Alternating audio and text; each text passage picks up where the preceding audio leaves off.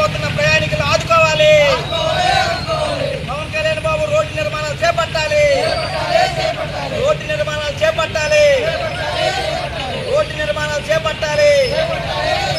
నర్సీపట్నం బియ్యం రోడ్డు నిర్మాణం చేపట్టాలి. బియ్యం రోడ్డు నర్సీపట్నం రోడ్డు నిర్మాణం చేపట్టాలి. పవన్ కళ్యాణ్ బాబు రోడ్డు నిర్మాణాలు చేపట్టాలి.